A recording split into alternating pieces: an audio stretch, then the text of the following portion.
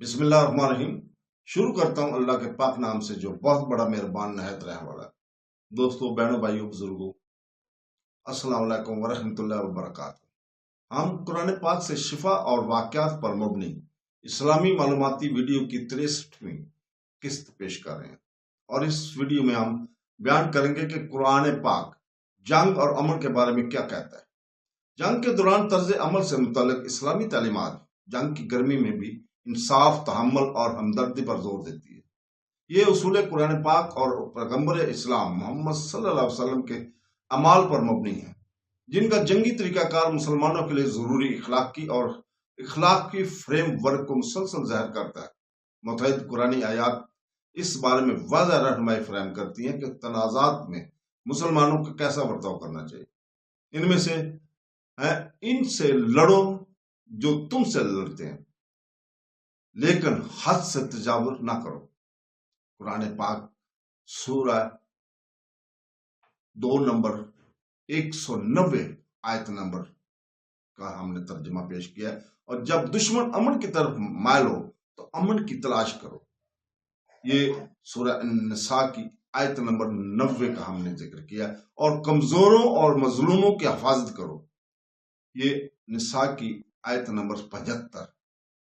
یہ آیت مل کر جنگ میں اخلاقی طرز عمل کے ایک جامع فریم ورک کی تشکیل کرتی ہے، جس کی جڑیں انصاف، رحم اور امن کے عزم پر ہیں۔ آیت نمبر 190، ان سے لڑو جو تم سے لڑتے ہیں، لیکن حد سے تجاوز نہ کرو۔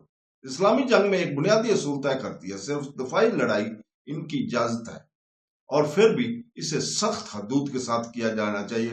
اسلام فتح یا جبر کے لیے جارحیت یا تشدد کی استعمال کو قبول نہیں کرتا۔ فکرہ تجاوز نہ کرو اہم ہے، کیونکہ یہ مسلمانوں کو انتقامی کارروائیوں میں ملوث ہونے، غیر جنگجوؤں کو قتل کرنے یا غیر ضروری طور پر املاک کو تباہ کرنے سے منع کرتا ہے۔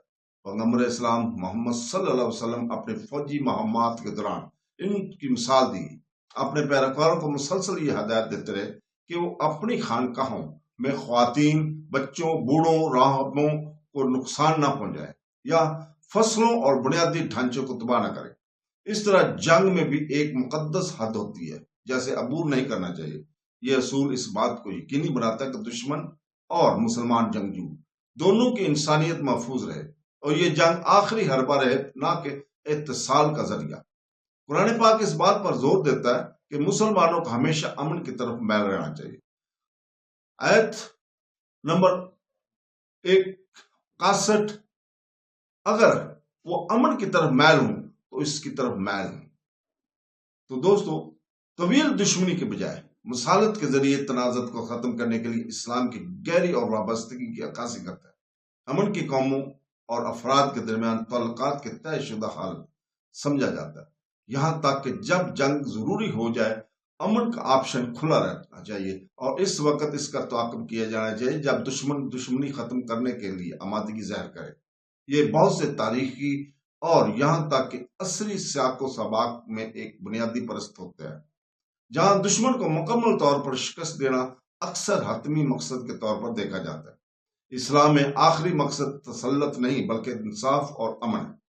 اس سے اس تصور کو تقویت ملتی ہے کہ جنگ اپنے آپ میں ایک خاتمہ نہیں بلکہ خالص حالات میں ایک افسوسناک ضرورت ہے، اور جیسے ہی ممکن ہو اسے ختم کرنے کو ترجیح دی جاتی ہے۔ کمزوروں اور مظلوموں کی حفاظت کرنا اس اخلاقی موقف سے قریب تر ہے۔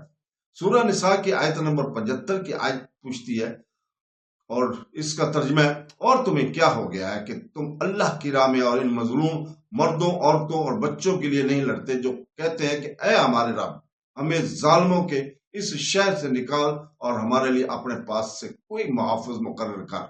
یہ آیت نہ صرف دوسروں کی دفاع میں مسلح جدوجہد کو جائز قرار دیتی ہے، بلکہ اس سے عمل کو اخلاقی اور روحانی ذمہ داری کے طور پر بھی بیان کرتی ہے۔ جو لوگ کمزور ہیں ان کے دفاع کی دعوت یہ ظاہر کرتی ہے کہ اسلامی جنگ خود غرض نہیں ہے، یہ ایک منصفانہ مقصد کی خدمت کرنا چاہیے۔ لڑائی ذاتی فائدے یا سیاسی اقتدار کے نہیں، بلکہ مظلوموں کی آزادی اور مظلوموں کو عزت اور انصاف کی بحالی کے لیے منظور کی جاتی ہے۔ یہ انسانیت کے لیے رحم اور نگہداشت کی وسیع تر اسلامی اصولوں سے ہم آہنگ ہے، جو ایمان کی مرکزی اقتدار میں سے ہیں۔ ان تینوں آیت کا مجموعہ اسلام میں جنگ اور دفاع کا ایک جامع نظریہ پیش کرتا ہے۔ مسلمانوں کو لڑنے کی اجازت ہے، لیکن صرف دفاع میں۔ اسے کبھی بھی اخلاق کی حدود سے تجاوز نہیں کرنا چاہیے۔ جب امن ممکن ہو تو لڑائی بند کر دینی چاہیے، اور لڑائی کو بے گناہوں اور مظلوموں کی حفاظت کے لیے بھی ایک ذریعہ کے طور پر دیکھنا چاہیے، نہ کہ بدلہ لینے یا فتح کرنے کے لیے آنے کے طور پر۔ یہ تعلیمات نہ صرف جنگ کے زمانے میں بلکہ بین الاقوامی تعلقات، انسانی حقوق اور فوجی اخلاقیات کے بارے میں جدید مباحث میں بھی ہے دو راست نتائج رکھتی ہے۔ وہ اسلام کے انسانی وقار پر زور دیتے ہیں، حتیٰ کہ تنازعات کے وقت بھی، اور تشدد اور جارحیت پر پرامن اور انصاف کو ترجیح دیتے ہیں۔ تو دوستو، جنگ میں اسلامی طرز عمل، جیسا کہ قرآنی آیت میں بیان کیا گیا، ایک طاقتور اخلاقی ڈھانچہ ہے جو اسلام کو انصاف کو فروغ دیتا ہے، تشدد کو روکتا ہے اور ہمدردی کو برقرار رکھتا ہے۔ لڑائی ایک آخری حرب ہے، اخلاقی اصولوں کے ذریعے سختی سے ریگولیٹ کیا جاتا ہے اور ہمیشہ ایک بڑے مقصد سے رہنمائی کرتا ہے۔ امن قائم کرنا اور کمزور کی حفاظت کرنا، یہ اصول نہ صرف لازوال ہیں بلکہ مسلمانوں کے لیے جدید دنیا میں تنازعات کی پیچیدگیوں سے گزرنے کے لیے ایک گہرا رہنمائی بھی فراہم کرتا ہے۔ تو دوستو، اس کے ساتھ ہی ہم کل تک کے لیے اجازت چاہتے ہیں، اور اللہ تعالیٰ سے دعا کرتے ہیں کہ وہ ہمیں قرآن اور حدیث پر عمل کرنے کی توفیق عطا فرمائے۔ آمین ثم آمین۔ اللہ حافظ۔